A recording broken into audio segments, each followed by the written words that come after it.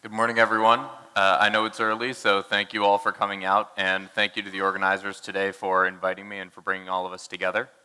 As it says on the screen, my name is Will Carter. I am the Deputy Director of the Technology Policy Program at CSIS, a think tank in Washington, D.C.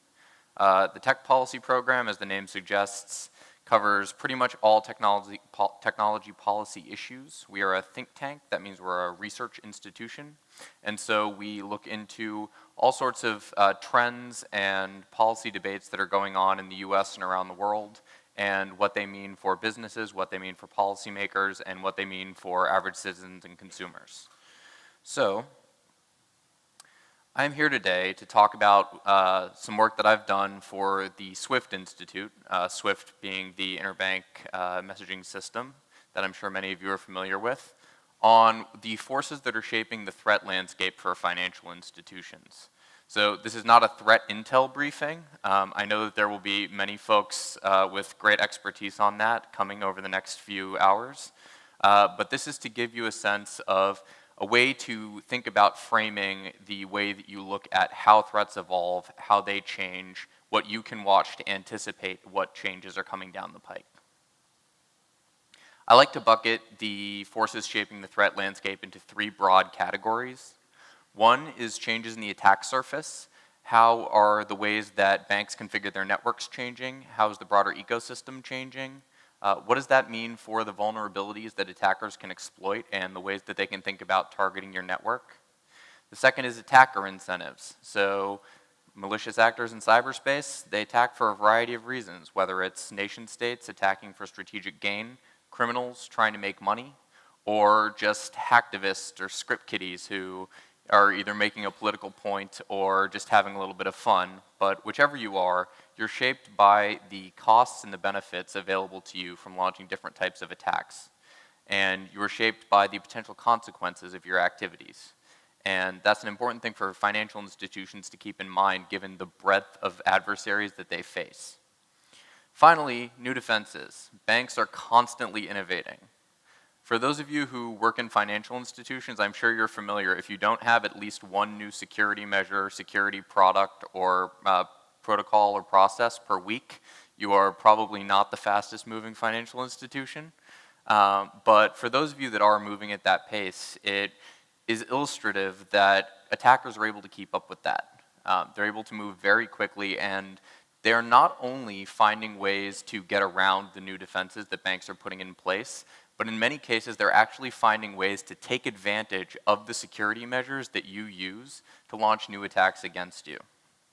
One other thing that I want to point out here, as you're thinking about managing your risks as a financial institution and you're looking at these three buckets, the third bucket is in your control, it's on your network. The first bucket has some elements that are in your control and on your network. But so much of the forces and the trends that shape the adversaries that you're facing, the types of threats and types of attacks that you'll be facing, happens outside of your network.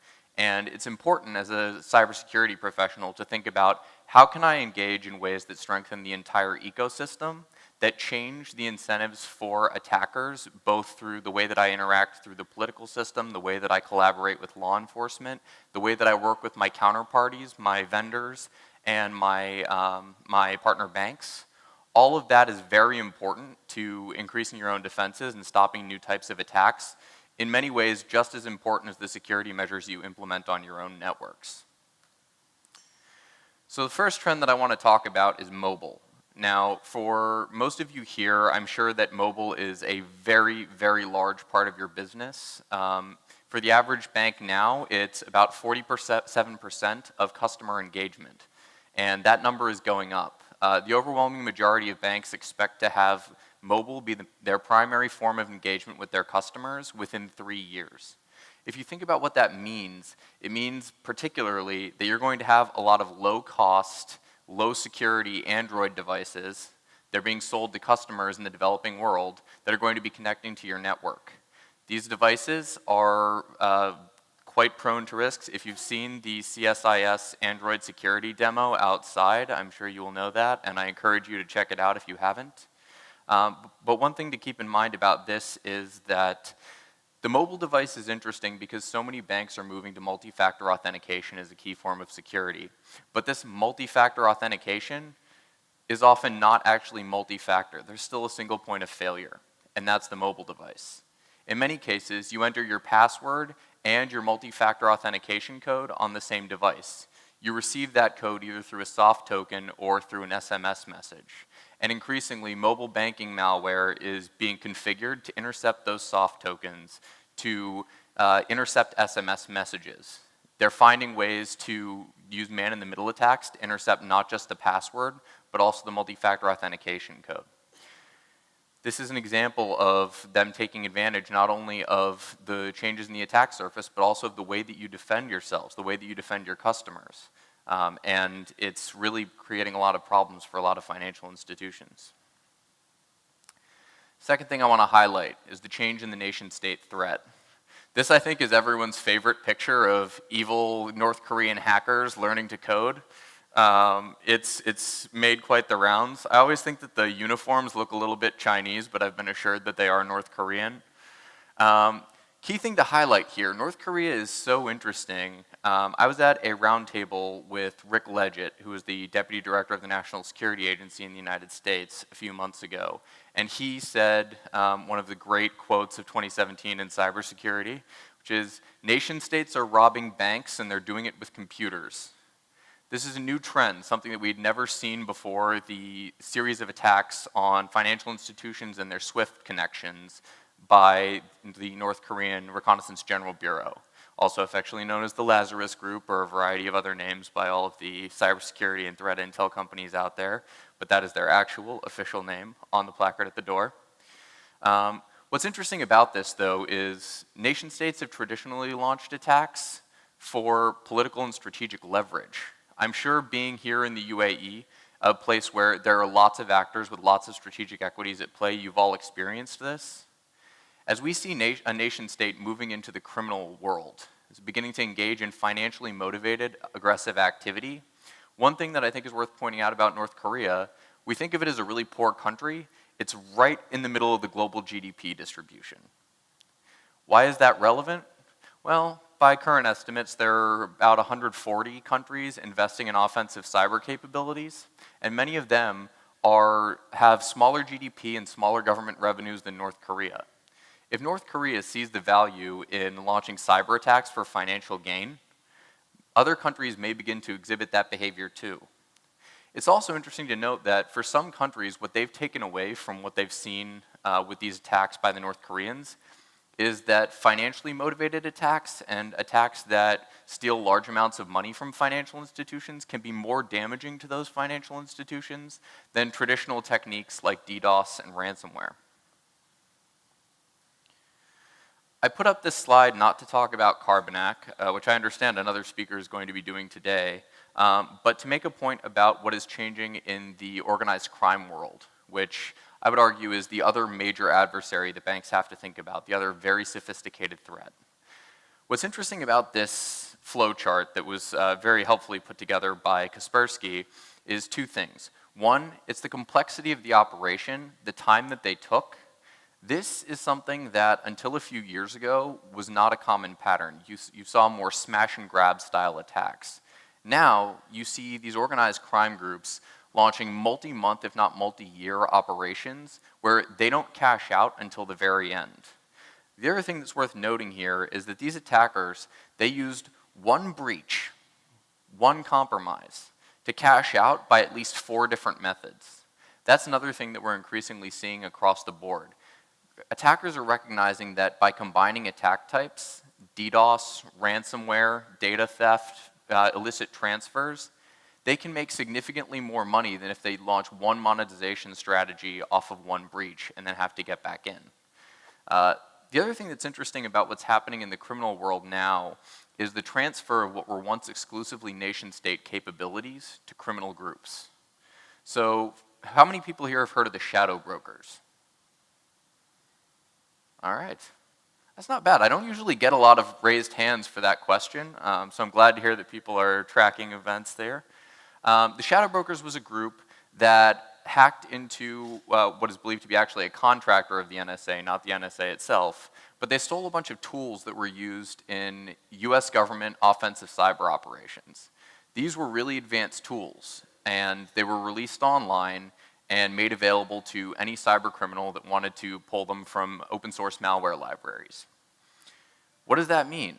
That means that attacker groups like this suddenly have access to a huge number of extremely sophisticated, extremely advanced tools, ones that were previously only available to intelligence agencies and military groups, and they're able to incorporate those into attacks in new ways.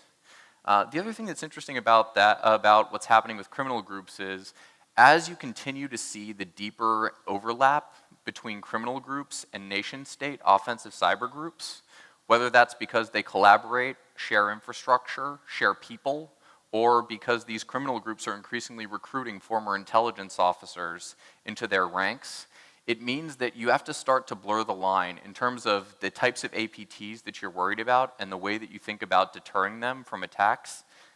The level of capability that's going to be available to these financially motivated attackers is growing significantly, and that's something that we expect to continue going forward. Thinking a little bit about how the attack surface and the broader ecosystem is changing the nature of attacks that people face. This is a quote from a very good friend of mine who is actually on the black hat side, although he is in the kind of gray area. So he launches black hat attacks in order to notify defenders of their vulnerabilities. But he and I were talking, this was about a year ago now, and he said, you know what? It's getting so easy to be a cyber criminal. You don't have to know anything. You don't have to do that much work. It's really cheap. There's almost no risk. A tiny fraction of a percent of cyber crimes are even investigated. It's significantly less than 1/100th of 1% of global cyber crimes are even investigated. So the chances of getting caught, of facing consequences, are very low.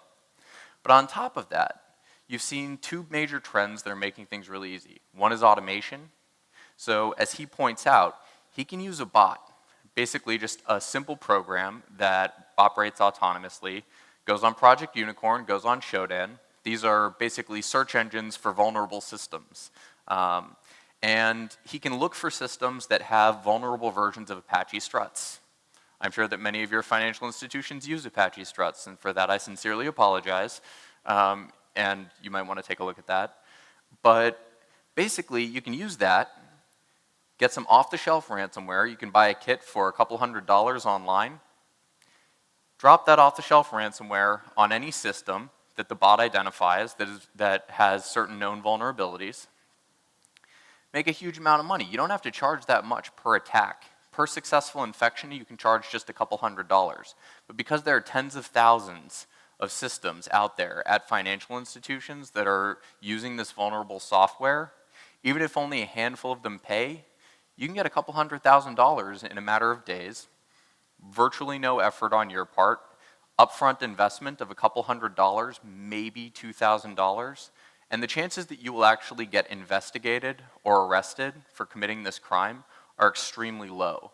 We talk a lot about raising the costs to adversaries, raising the cost of attacks to change the distribution in cyberspace. Offense has always had an advantage over defense.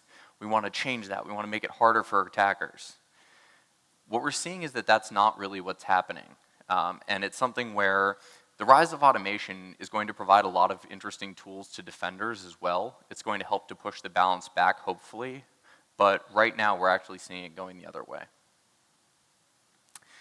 Here, I want to talk a little bit about everyone's favorite topic in the financial sector, cyber world, DDoS attacks.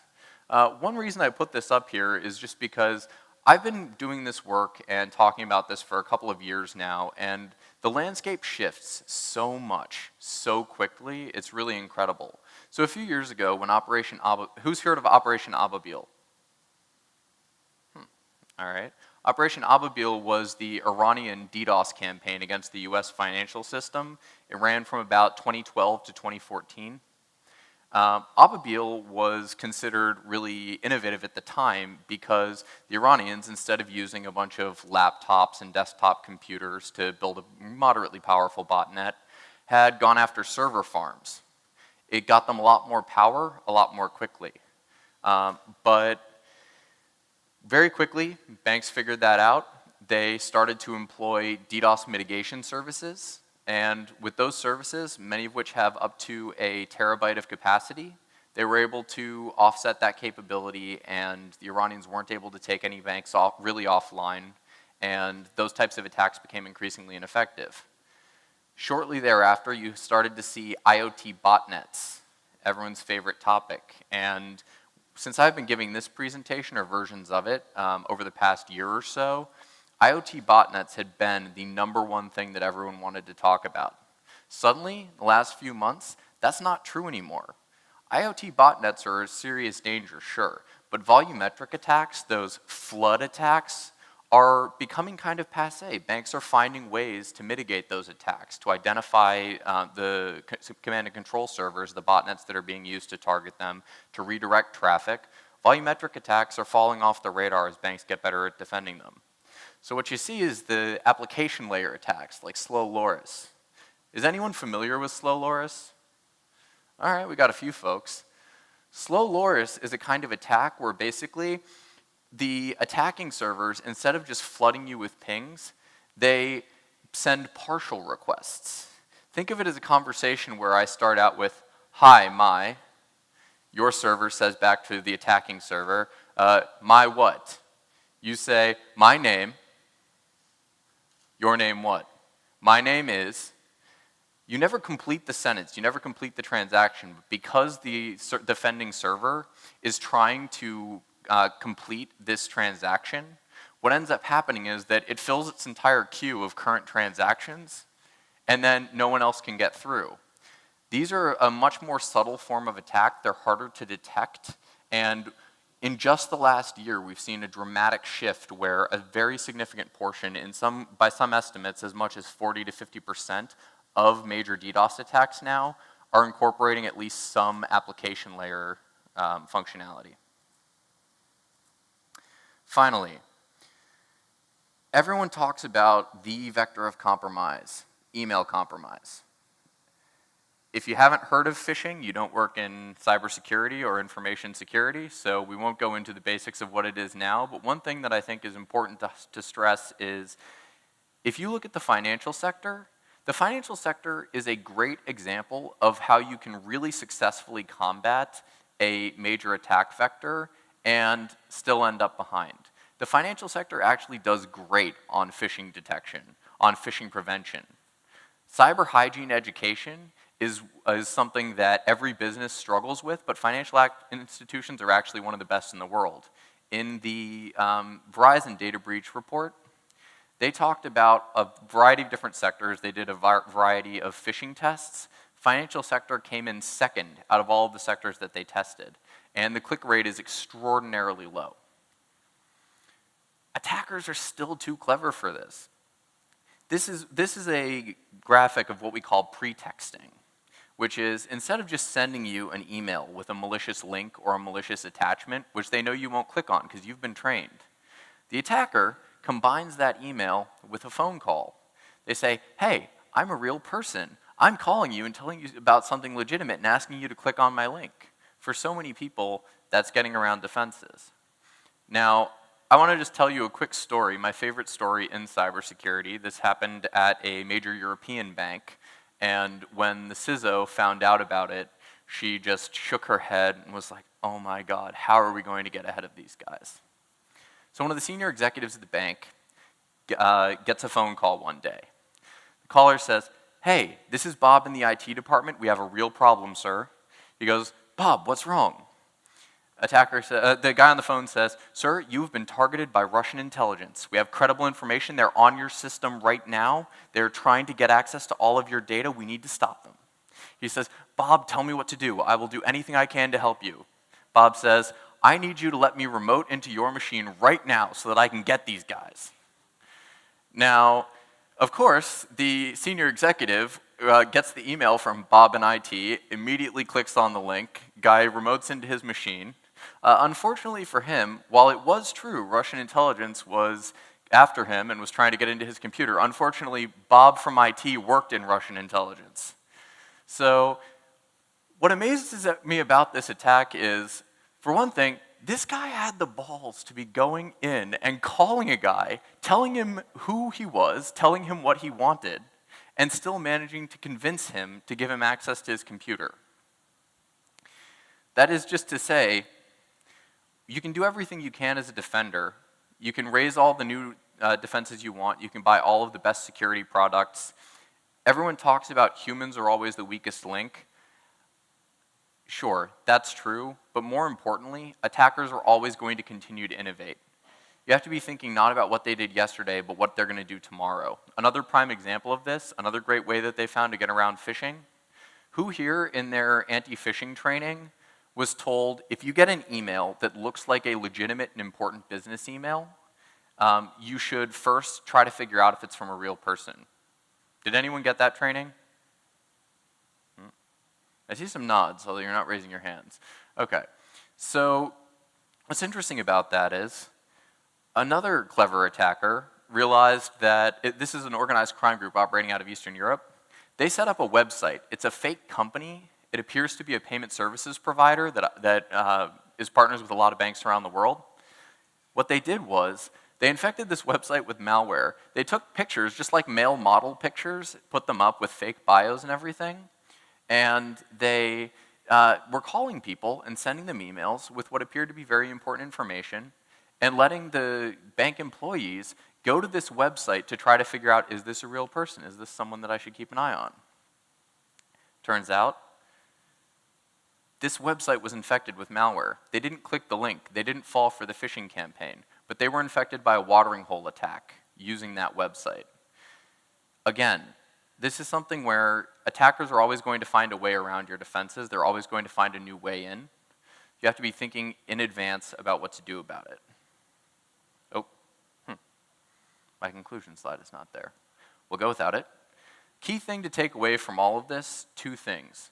One, think about where you are in the broader ecosystem, whether it's IoT devices, Android security, how you partner with your customers, with your vendors, with other financial institutions. Think about how you can strengthen the broader ecosystem. This is things like information sharing.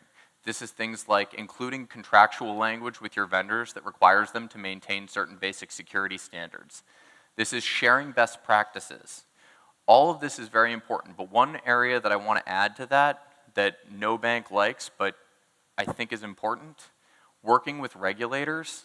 I know they're the enemy, they make things more difficult, nobody wants to talk about more regulation, but think about ways that working with regulators, you can identify new base levels of security that can be implemented across the industry to everyone's benefit. Sure, regulators often get it wrong, but if you have more constructive engagement between the sector and their regulators, there's the possibility to bring up the base level of security for smaller players. Finally, always be thinking about what the next attack is going to be. Talk to guys on the black hat side, have pen testers come in, have them think about, okay, get creative. I just put this new security measure in place. What's its weak point? This won't get you everything. There will always be another smart criminal out there, but it'll help you to stay, if not ahead, at least less behind. So with that, thank you so much. I hope that we have a great day of additional presentations and people will go into a lot more detail on the threat landscape that you guys are facing. But as we talk about this, think about these broad buckets. Think about how these trends are shaping the threats that you're going to face, and think about what that means for the way that your institution should engage with its partners and should think about managing its own network. Thank you.